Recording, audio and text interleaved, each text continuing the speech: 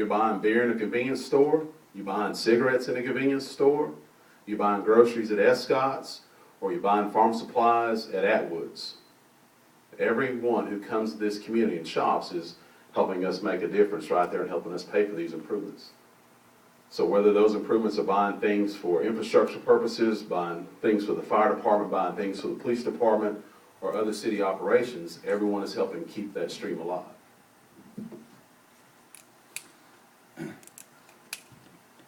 If the vote fails, does that mean no fire truck, period? They're two separate issues. Correct? Yes, The two ballots. Yeah, they're two separate issues. So, fire truck 1, City Hall renovation 2. Any other questions? Proceed.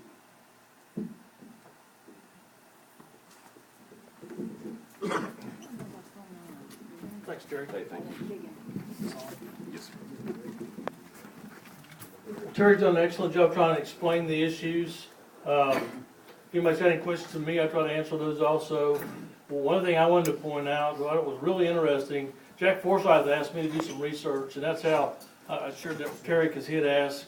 We went back in the archives at the library to find out about the existing city hall.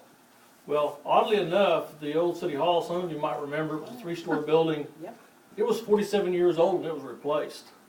That building was totally, I guess, really bad shape. So, you know, we basically have built the building 47 years ago, that's basically has stood the test of time. The building's structurally fine. It just needs some cosmetic work, and then adding the insulation to the building will cut our energy cost. We're going to put in, if you think back in 1968, everybody's average utility bill was probably 60 or 70 bucks. Electricity was cheaper, energy was cheaper.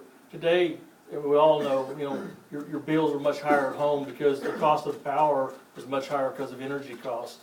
The building has no insulation. It has single pane windows, has a flat roof. As part of the improvements, if approved by the public, will basically, the outside of the building looks like a masonry building. It's not. That's plywood with rock on it. That just comes off. So the process basically would be, if approved, we'll remove that plywood and we'll put styrofoam insulation around it to improve the insulating qualities of the building, and put actually a masonry front on it.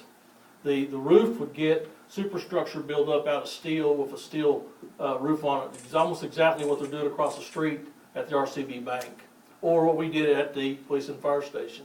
All the windows will be double pane. They won't be little single pane, so we're going to get some energy efficiency. We'll also be adding insulation in the ceiling whenever we put on this new roof. So there'll be some energy conservation things going on too. But I thought it was really interesting that the building, you know, that we're replacing is really still good shape. We're just going to extend the life of it another 40 or 50 years. Where the original building, it only lasted 47 years.